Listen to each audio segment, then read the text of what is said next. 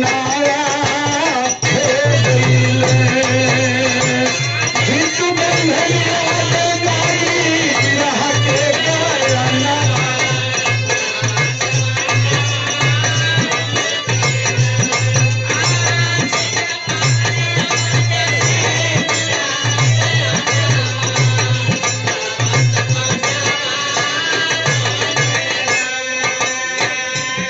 जरा सा परिचय जान लें गीत बंधन भैया का। पिता दूधनाथ जी की पिता दूधनाथ जी की कुल के रतनवा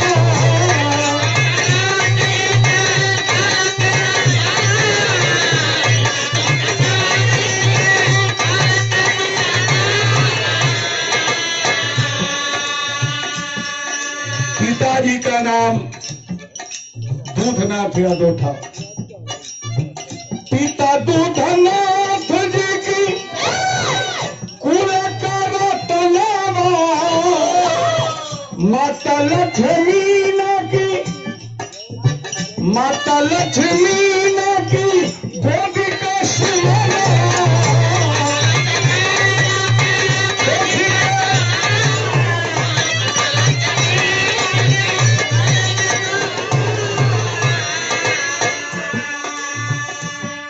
और आज सबसे भारी कष्ट किसको है बाबू? ए भैया एक बाद में बनी हलो अरे लीलावती देवी जी को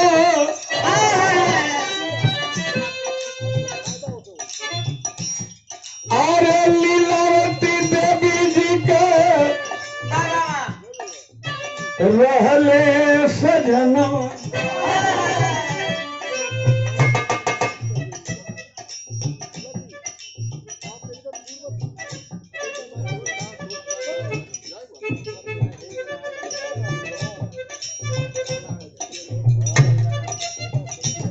ये देखें उन्हीं के दूसरे सुपुत्र बीच वाले हैं बिरहा से लगाव है चंद्रजीत यादव।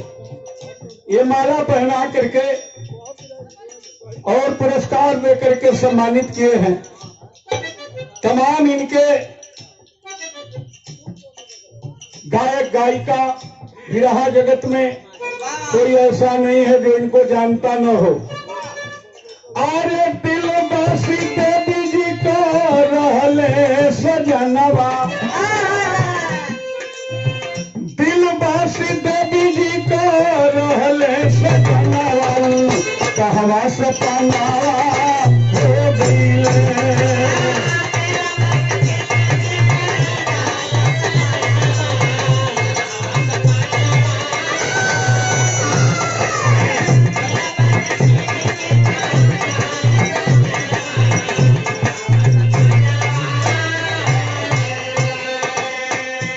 सुलेमान भाई यहाँ सभे उपस्थित बा, लेकिन जीतबंधन भैया का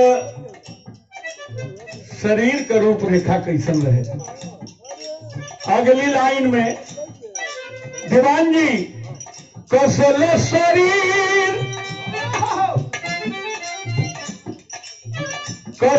शरीर मध्यम रहे कद कथिया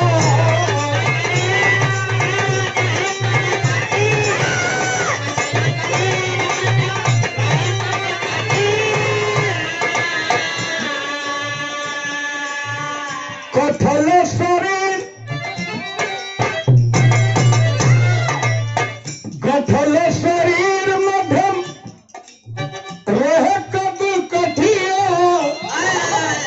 सबका से कर भोज पूरियों में बतिया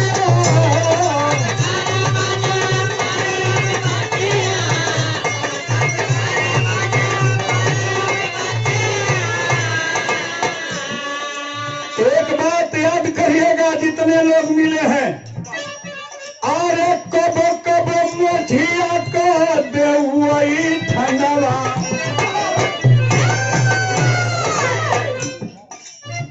कबो कबो मोझिया को देवई ठंडवा कहवा सपनवा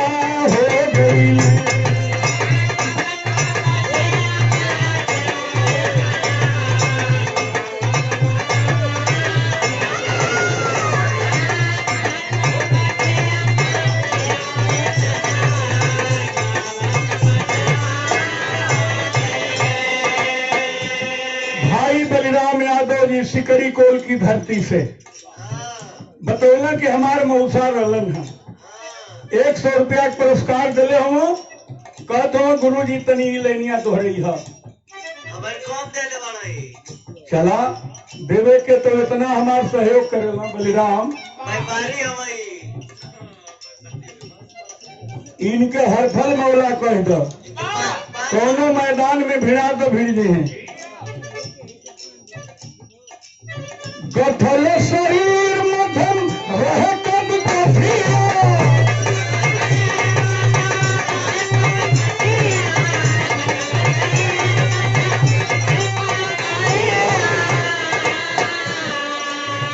सबका से कर भोज पूरी में पत्तिया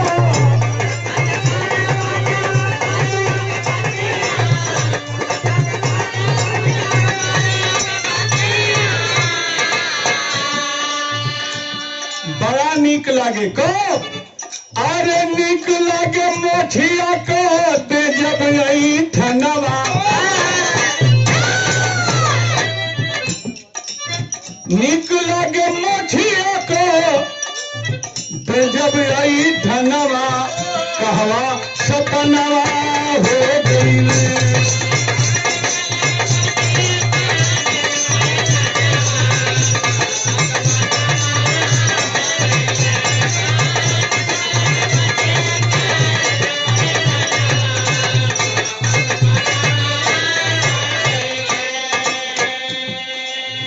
श्रीमान राजित यादव सबसे छोटे सुपुत्र हैं हमारे स्वर्गीय जीत बंधन यादव भैया जी के आप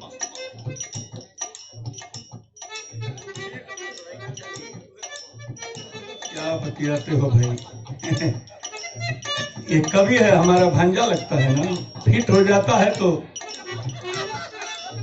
एक धरती पर पैदा भैया लेकिन गोरखपुर की धरती से रहने लगा है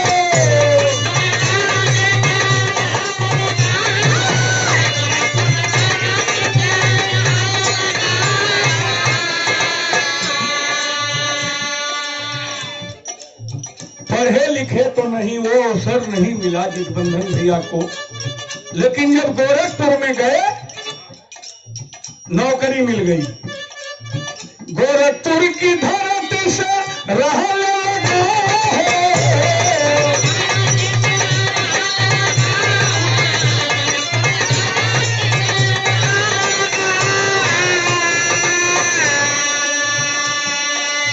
आदरणीय दीनदयाल यादव जी बरडीहा की धरती से जो स्वर्गीय जीत बंधन यादव जी के मौसी के लड़के हैं भाई हैं 100 रुपया से सम्मानित किए गोरखपुर की धरती से जब भाई लगा है शहर देहात जाने गौवा गिरा है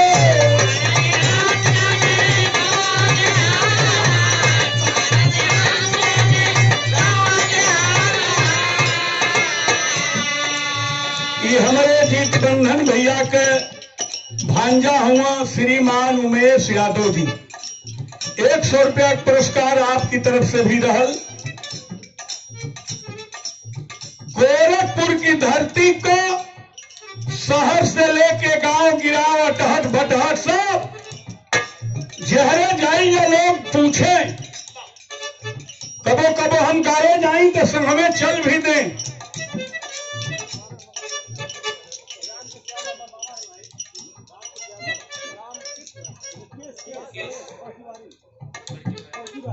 बड़की बारी से श्रीमान रामकेश यादव जी आप भी भांजे हैं स्वर्गीय जीत बंधन भैया के 100 रुपया से सम्मानित किए शहर देहात जाने गौवा गिरा है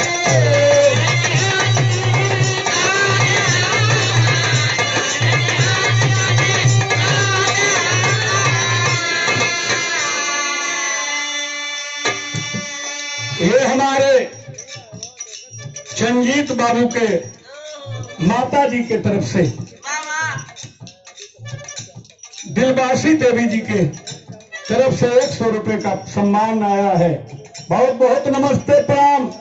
रहत रहत कबो कबो अरे गीतिया गुजारा जेकर अरे गीतिया गुजारा जेकर रेडियो स्टेशनवा गोरखपुर के बिहारी के कलाकार हो गए। अरे गीतिया बजारे गोरखपुर स्टेशनवा कहवा सपनवा हो गई।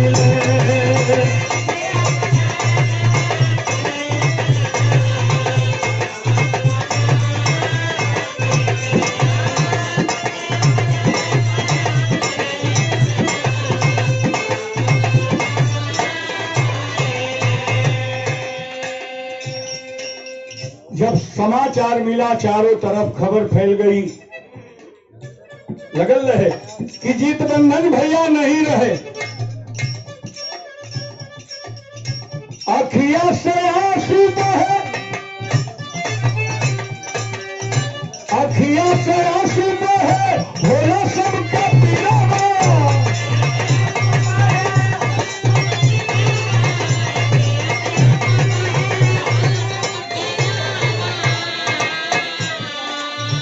दूसरा से श्रीमान संजय यादव जी उपरा की धरती से, ये चंद्रजीत यादव जी के भांजा हैं, सम्मानित किए 100 रुपया पुरस्कार देकर के। नमस्ते प्रणाम। अखियां से आंसू बहे, होला सबके पिरावा।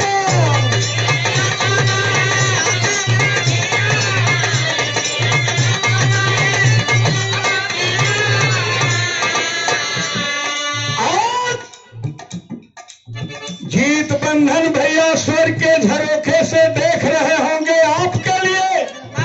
अरे कौन बात कर रहा है आप? रोवेला देवारा बाबू, रोवेला देवारा रोवे सरजू कौरवा।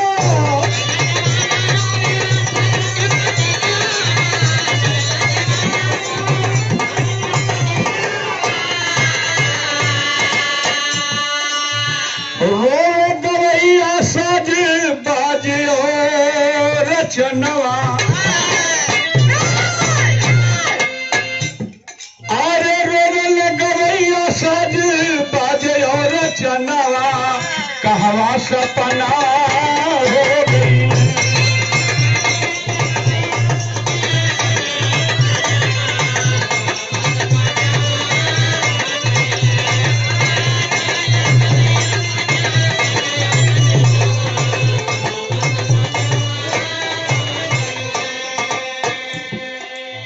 अमरजीत रोवे संग में रोवे चंजीत हो,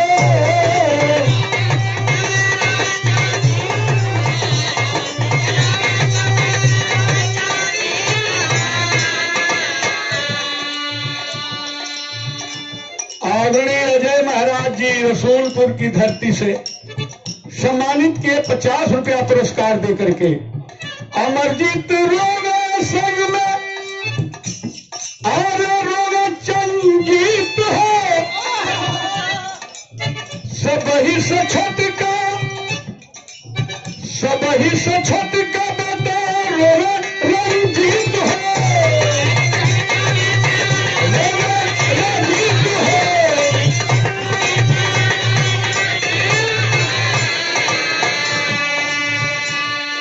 ये तीनों बेटा लोग रो रहे हैं और एक ही मलाल है, एक ही कसक है बाबू। तीनों भाई यही सोच के रोते हैं कि अरे मनवा कम नहीं रही गईले सपनम,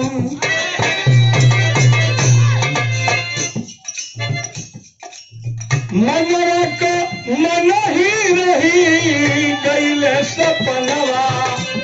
अब कहवा सपनवा हो।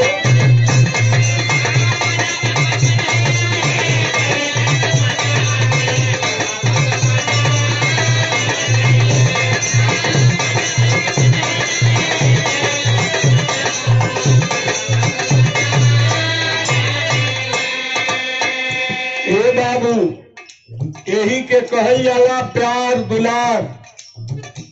बहुत लोग मरेला, कर कफन भी ना मिल पावेला। गीत बंधन भैया चले गए। हर साल 3 जनवरी को इस दरवाजे पर लोग आते हैं, श्रद्धा सुमन अर्पित करते हैं, मिठाई भोजन की भी व्यवस्था रहती है। ये प्रेम से लोग आते हैं उनके नाम पर। जबले जहान रही, जबले जहान रही, जबले धरतिया।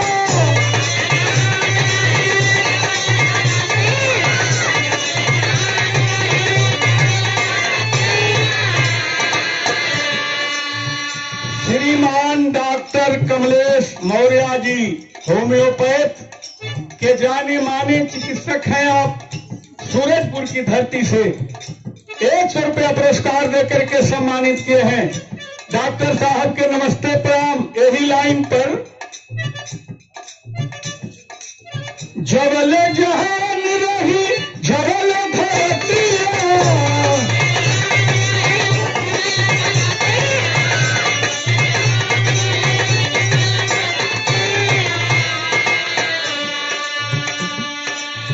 तबले गवाई जीत बंधन का कीर्तिया।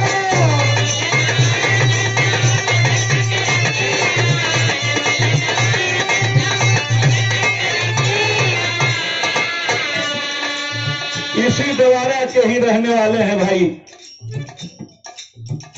राम सबद यादव जी। अच्छे कलाकार हैं, शिष्य भी हैं हमारे, और बहुत बहुत आशीर्वाद है आज। धन्यवाद बा। पुरस्कार देकर के सम्मानित कैले। यही लाइन पर दिनेश उपधिया, 2 गो दिनेश है जुबाना, वो आ गई बा। जबले जहान रही, जबले धरतिया।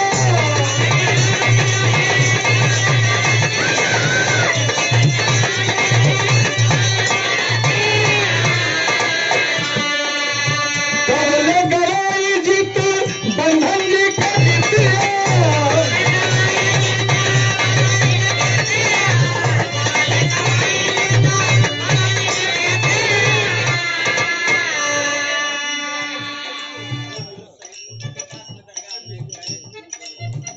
श्रीमान अरविंद यादव जी सिकड़ी कोल के रहने वाले हैं। सिकड़ी कोल मोड़ दरगाह में गैरेज भी है।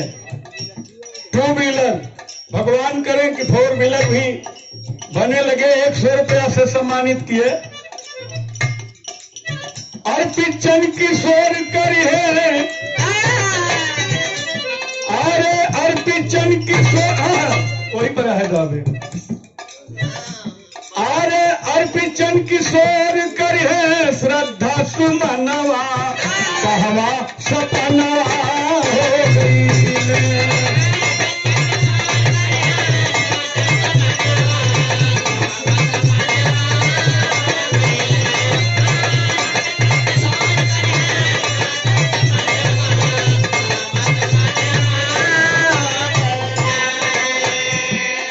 भाई सुना तनिकी भर जाए के तो चली गई, रोक ले ठेकवा के।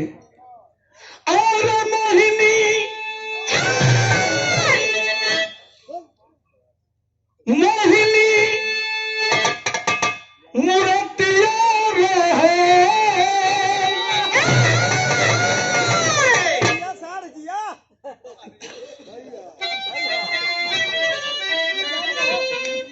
हाय सुनला हो चंद जी, हमनी का नाटक ना करे ले जा, करेजा से विधा होला। तो सही कहत हम, निर्गुण का लाइन आ गई। और मोहिनी मूर्तिया रहे, जो बेसूरतिया हो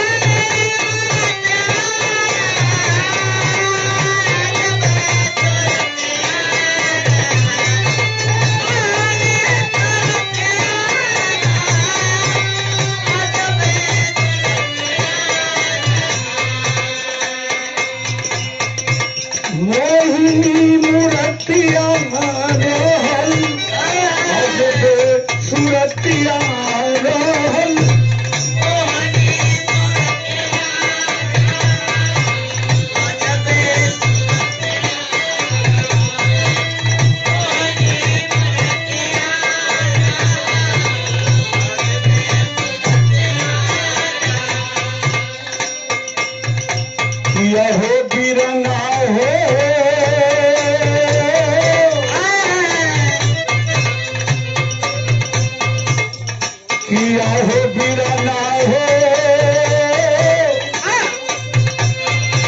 सोची सोची मनाया में साल लाएरा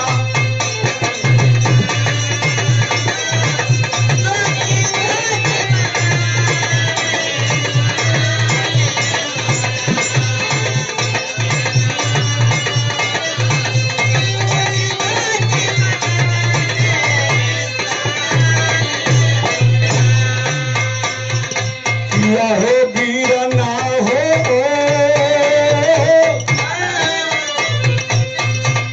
सोची सोची मनाया में साल लाएरा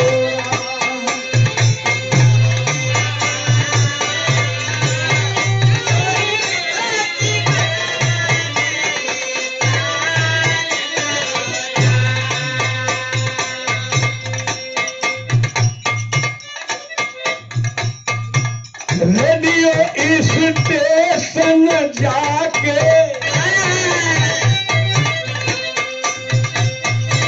रेडियो स्टेशन जाके नाम कैल बिरहा गाके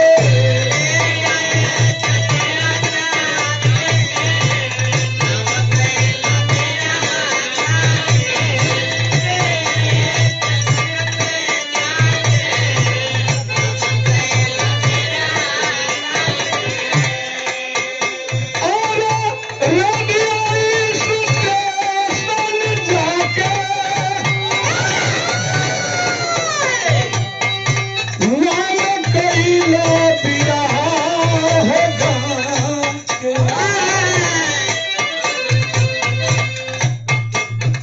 किया हो बीराना हो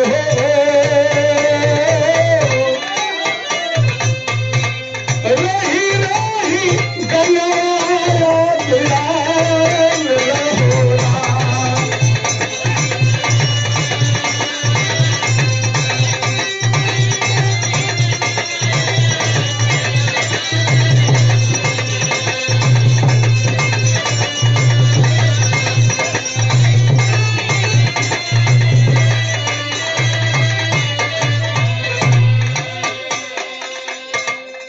ये हमारे आदरणीय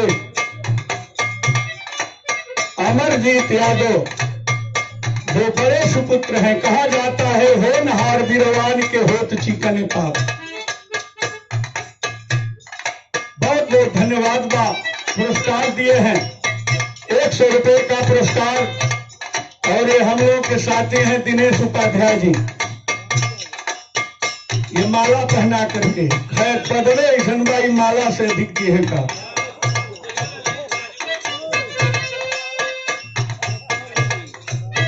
और ढोलक वादक राजू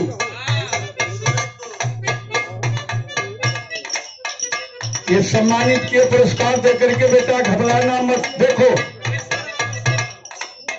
संगीत ऐसी चीज है कि जिंदगी भर सीखना है मरते दम तक सीखना है किया हो बीराना हो रही रही गया याद आवे लाएरा किया हो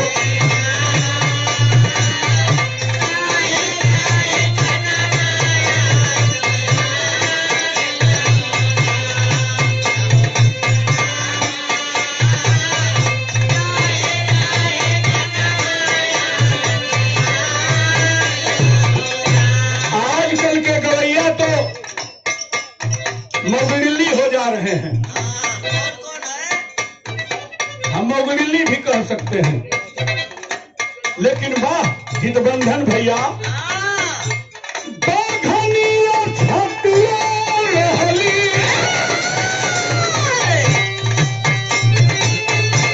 शेरनिया छातिया रहली ऐठल ऐठल मछिया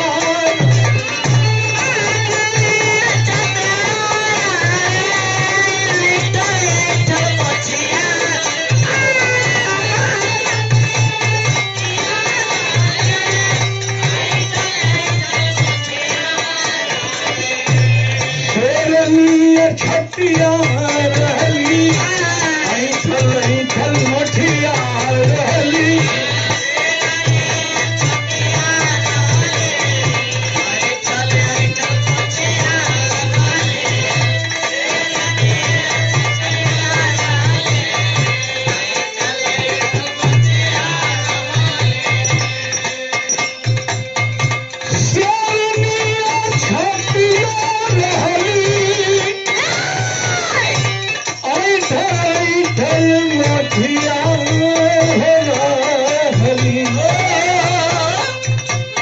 या हो बिरना हो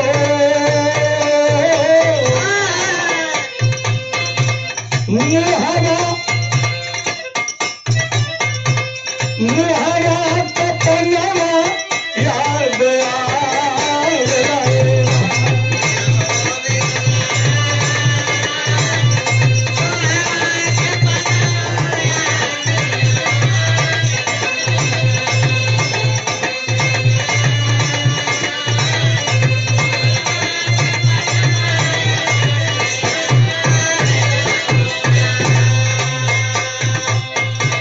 ₹100 का पुरस्कार ये महिला बेटा उनका श्रीमान चंद्रजीत यादव, ये आपके तरफ से बहुत बहुत धन्यवाद बा, आशीर्वाद बा।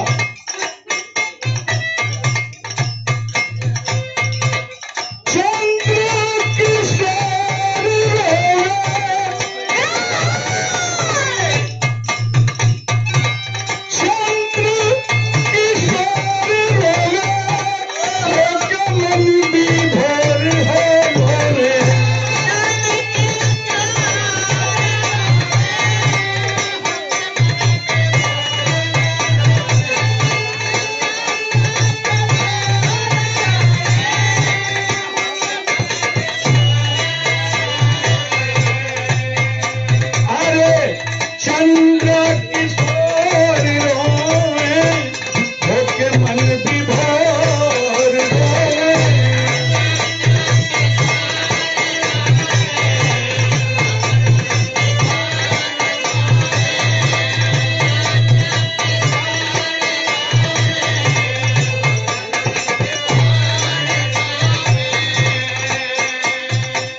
या हो बिरना हो,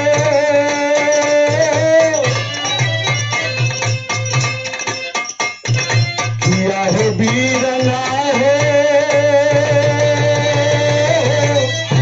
आहो बीरना हो, किया हो बीरना हो। और दोनों नैना भरी भरी लहोरा, आहो बीरना हो, आहो बीरना हो।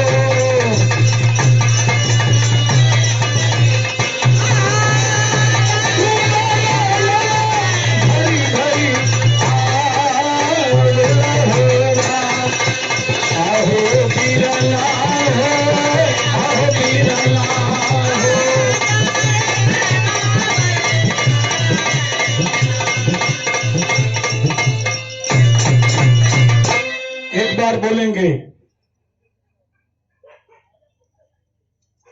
जित बंधन याद अमर रहे, जित बंधन याद अमर रहे। बहुत बहुत सबको प्रणाम, जय हिंद।